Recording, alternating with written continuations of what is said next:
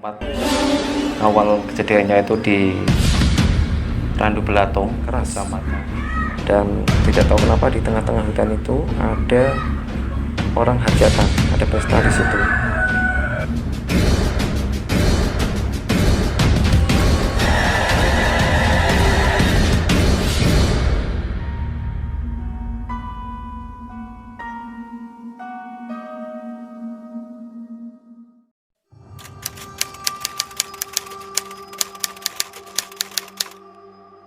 Di tempat awal kejadiannya itu di Randu Belatung, Kecamatan Randu Belatung itu, daerah Randu Belatung, hutan berhutani di Kabupaten Blora, Jawa Tengah.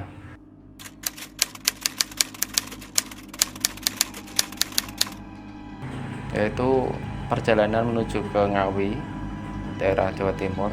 Yang Ngawi itu kan berbatasan dengan Blora, Jawa Tengah. Nah, saya tuh mau ke Ngawi dengan tujuannya ke Ngawi dan lewat Blora. Lewat Blora itu kemudian sampailah di hutan tersebut.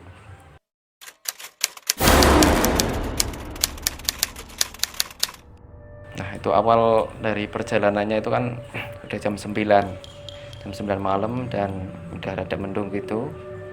Kemudian masih bertekad untuk melanjutkan perjalanan sampai di Blora kota itu udah hampir jam 10 lebih lah.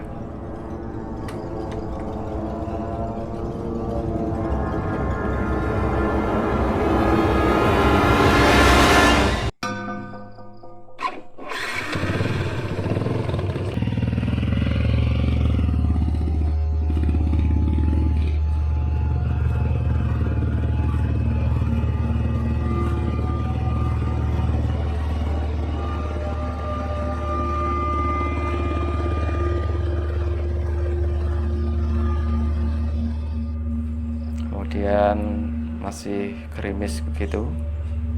Akhirnya melanjutkan, ya setengahnya memaksakan diri untuk melanjutkan ke Ngawi dengan menggunakan GPS. Nah,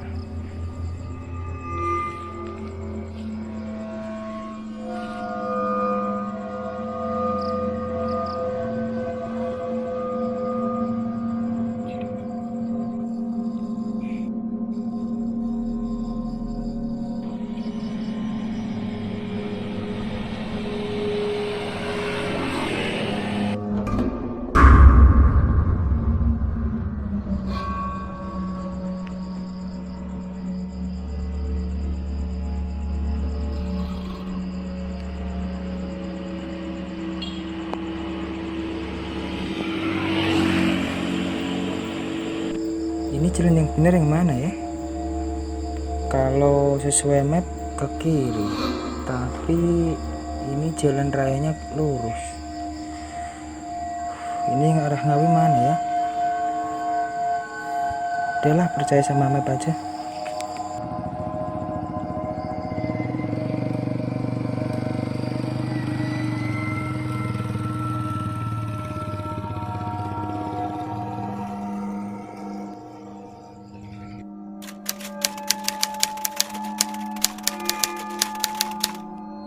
yaitu awalnya kan begini ya, pekerjaan saya itu masuk di desa gitu kan, masuk desa untuk melakukan survei di salah satu lembaga survei. Awalnya memang saya sebelumnya itu sudah kecelakaan dulu di di Sukoharjo, daerah Kabupaten Sukoharjo. Kemudian ada tawaran lagi, ya karena saya memang sedang butuh begitu. Akhirnya saya mengiyakan tawaran itu untuk berangkat ke Ngawi dengan terpaksa gitu, memaksakan diri ke Ngawi, berangkat sudah malam gitu. Kemudian memang sendirian, nggak ada rombongan, maksudnya itu nggak ada rombongan, pergi ke sana.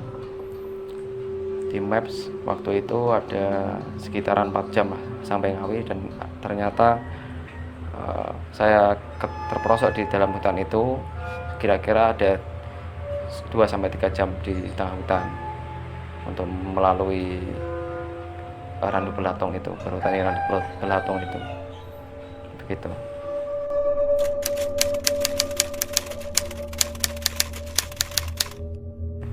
Ya sebenarnya dari awal dengan jalan-jalan seperti itu memang tidak ada rasa takut, atau ragu atau gimana. Jadi dari mulai awal itu udah memutuskan untuk berangkat, dan memang sudah terbiasa perjalanan malam, dan sudah terbiasa juga jalan yang sepi. Tetapi khusus untuk rute ini itu yang paling terkendala itu masalah jalan yang sangat buruk kondisinya, kemudian hujan. Itu juga tidak memutuskan untuk balik, malah saya semakin penasaran ini akan sampai mana gitu. Jadi makin penasaran untuk masuk ke dalam Randu Belatung itu.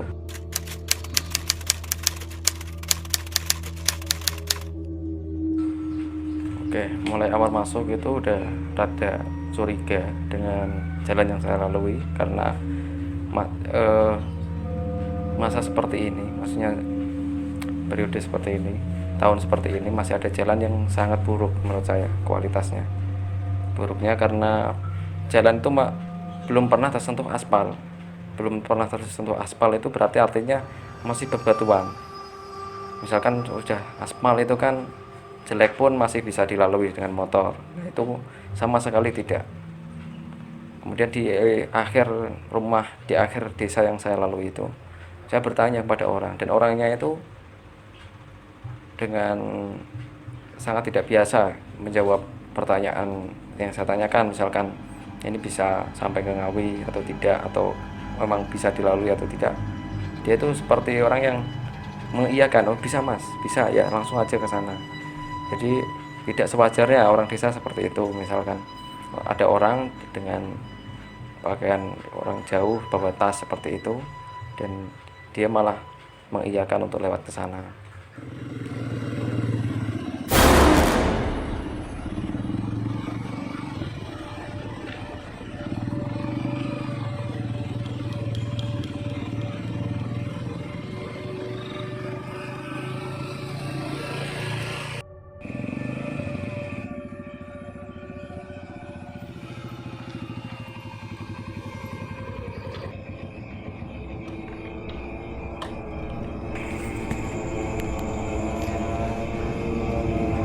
Jalan semakin kesini kok semakin lama aja. Menurut map ini harus lurus. Jalannya kok seperti itu, jalan bebatuan atau nggak ada orang. Oh alhamdulillah ada orang. Benar.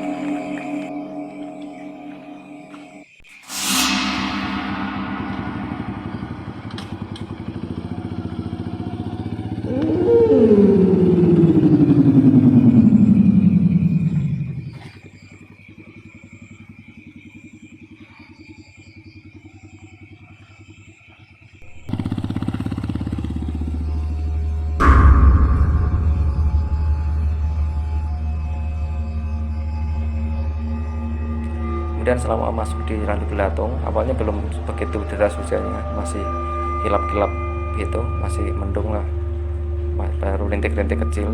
Setelah masuk di Randu Belatung, kemudian saya lihat HP, sinyal mulai tidak ada, GPS mulai loading gitu.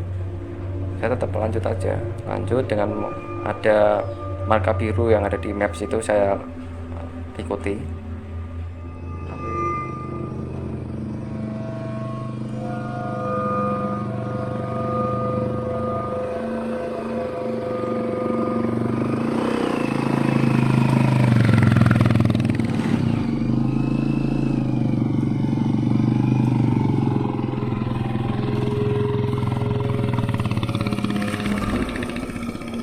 Perjalanan hujan mulai deras dan dengan motor waktu itu motor kopling ya, jadi motor kopling dengan kondisi yang sedang tidak sehat karena habis jatuh masuk ke sana. Tidak ada rasa takut sebenarnya untuk masuk ke sana, malah semakin penasaran apakah jalan yang seperti itu bisa sampai memang benar sampai ke Ngawi.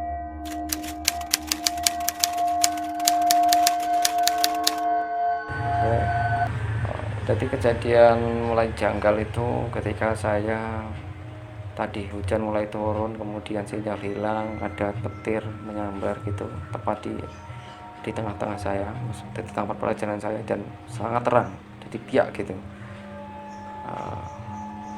Di sekitar saya terlihat semua, jadi semua terlihat ketika ada petir menyambar itu. Nah, dengan kepala mata saya sendiri saya melihat banyak hal, seperti ada yang di pohon mengatakan berhenti atau balik saja, ada yang mengatakan seperti mengatakan ayo lanjut gitu, kayak melambaikan tangan seperti itu. Ada juga yang anak-anak kecil yang lari-lari di sekitaran saya. Kemudian ada yang terakhir, itu ada di tengah hutan itu kan ada pos perhutani. Jadi pos perhutani itu sudah sangat tua, seperti tidak pernah dihuni oleh manusia. Banyak jalar-jalar pohon-pohon jalar itu memenuhi belukar di situ. Nah, di sana itu ada wanita, di sana itu ada wanita yang rambutnya panjang lah begitu. Dan itu saya lihat sendiri, meskipun begitu saya itu tetap lanjut. Jadi perasaan saya ragunya itu apa saya balik aja dengan perjalanan yang juga lumayan melelahkan atau lanjut aja, dan saya memutuskan untuk lanjut saja.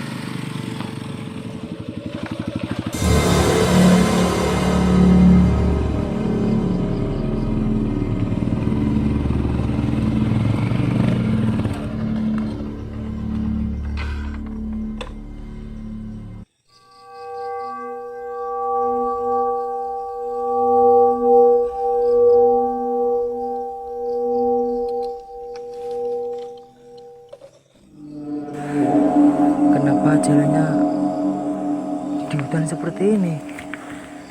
Atau aku salah masuk jalan? Nggak ada. Nah, kemudian sangat mengagetkan lagi, di tengah perjalanan saya setelah melalui hutan yang begitu mengerikan itu, ada suara gamelan. Persis ada suara gamelan, dan suaranya itu begitu jelas kok. Saya dekati, saya semakin dekat semakin keras, dan tidak tahu kenapa di tengah-tengah hutan itu ada orang, ada pesta di situ. Nah, di pesta itu saya masih ingat betul wajah-wajah mereka yang menyambut, walaupun tidak menyapa. Saya jaga motor saya standarkan, kemudian saya ke sana untuk beristirahat sebentar karena waktu itu hujan turun begitu lebat, jadi saya nggak mungkin untuk lanjut. Saya di sana kemudian disuguhi makanan itu waktu itu pecel. Jadi dan itu tidak lazim digunakan oleh orang hajatan, jadi porsinya itu lumayan banyak, jadi penuh gitu segini, dan ada sayur-sayurnya, dan saya rada curiga lagi itu sayur-sayurnya itu mentah, jadi mentah kemudian diguyur sama bumbu kacang, dan bumbu kacangnya udah kering, ada tehnya nggak disaring, pokoknya teh asal teh gitu, masih panas, gula gitu. Ya sempat tidak saya makan, tapi karena saya juga lapar di perjalanan itu, saya makan sedikit dan minum tehnya.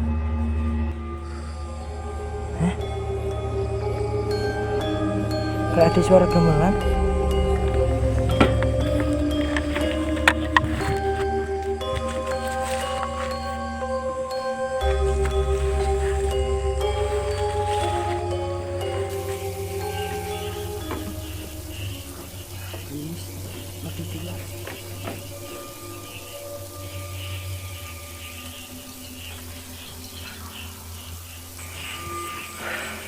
Kok malah hujan, gimana ya?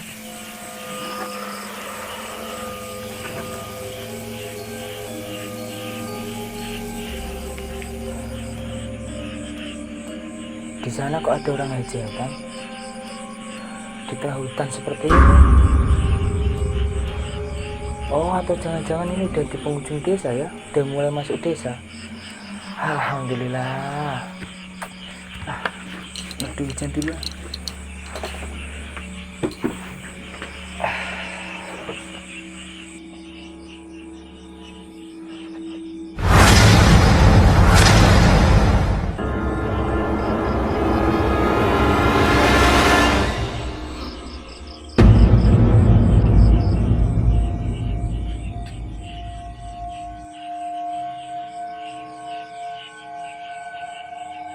Pak, matur nuwun nggih, Pak.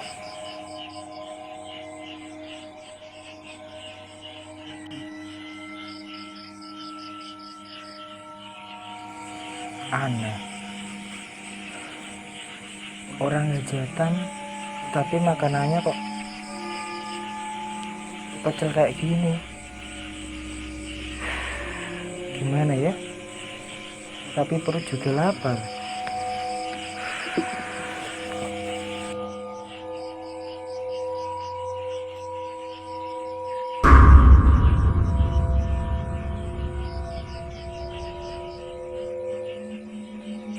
Tapi sayurannya kok kering gini ya?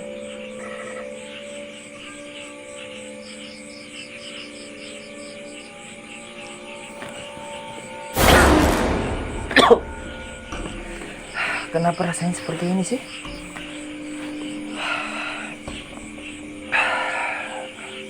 Ini teh ada yang aneh.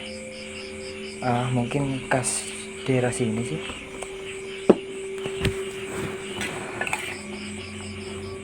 Kejadian yang mungkin rada tidak enak itu saya tanya, karena saya juga orang baru. Misalkan di suatu daerah ada orang baru dan lewat jalan yang seperti itu kan pasti orang bertanya-tanya, dan itu tidak bertanya, malah saya yang aktif bertanya. Mereka seperti acuh dan tidak mau tahu gitu. Setelah saya reda, perjalanan reda, saya kira itu kan udah desa ke sana udah enak lah, udah di desa gitu kan. Dan saya maju lagi, kira-kira di maps itu masih ada 25 kilo lagi jalan yang seperti saya berangkat dan sampai ke orang pesta itu.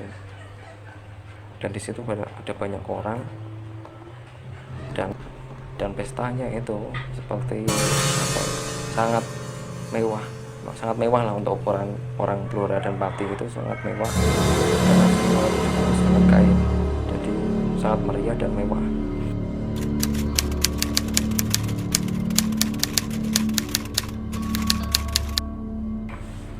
memang dari pertengahan jalan itu udah mati HP-nya ya. Udah mati, kemudian masih dihubungi pihak teman saya atau bos saya, dihubungi sampai mana karena perkiraan beliau itu saya harusnya udah sampai, karena Pati terus Blora ke Ngawi itu kan tidak memakan waktu yang mungkin cukup lama, dan waktu itu juga malam gitu kan, pasti lalu lintas lumayan lenggang. Di pertengahan jalan memang maps itu udah mati, HP mati, dan saya hanya mengira-ngira kira-kira jalan yang terakhir saya lewati itu ada dua alternatif. Yang satu itu jalan yang sama, maksudnya sejenis dengan bebatuan itu, yang satunya itu lurus dengan, tapi jalannya itu masih tanah biasa, jadi udah ada genangan air di tengahnya gitu, tapi itu lurus gitu kan. Kemudian wah, saya sempat bingung mau ke kanan atau lurus saja. Saya ingat saya di mapnya itu diminta untuk lurus saja, lurus terus. Jadi saya memutuskan untuk lurus, itu spekulasi gitu. Jadi misalkan saya terperosok di tengah hutan, ya udah HP mati, kemudian jalan seperti itu.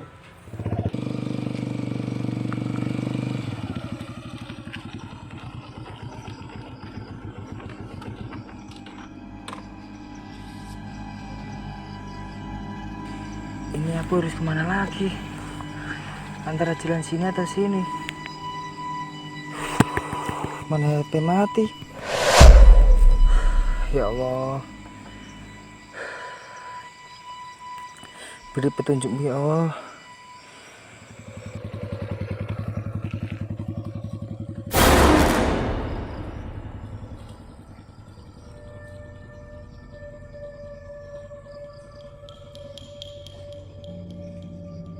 Nah, akhirnya saya lurus terus. Nah, ada titik temu ketika ada cahaya lampu. Waktu itu ada desa yang saya lihat, wah ya, ini sudah agak lega gitu. Jadi saya masih lurus terus. Ada rumah pertama, waktu itu rumahnya sangat sederhana, terus maju lagi. Alhamdulillah di situ ada jalan raya, jalan yang ya gede, besar lah, jalan besar gitu. Dan di pertigaan itu ada anak-anak nongkrong, entah itu pemain kartu atau apa. Saya ingat saya tanya mana yang arah Ngawi. Mereka juga cukup kaget kok saya dari arah situ gitu, karena motor dan celana saya dan itu sudah kotor semua. Tapi saya sudah cukup lelah, tidak mau menanggapi yang serius, jadi saya cuma nanya arah Ngawi itu mana, arah alun-alun Ngawi gitu. Ditunjukkan jalan itu, terus saya langsung saja. Dan terakhir saya berhenti di pom bensin untuk bersih-bersih dan kencing, dan udah setelah itu lepas, sudah lega, cari makan dan akhirnya istirahat.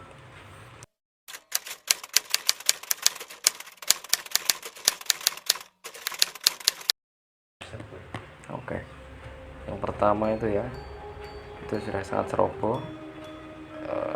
Melihat maps itu udah ceroboh, kemudian saya harus berhati-hati lah menuju jalan yang menuju daerah yang kita tidak tahu atau belum pernah ke sana. Seharusnya saya harus tanya dulu, berhenti di angkringan atau apalah untuk bertanya dulu jalan yang cepat atau yang enak, yang itu lewat mana gitu.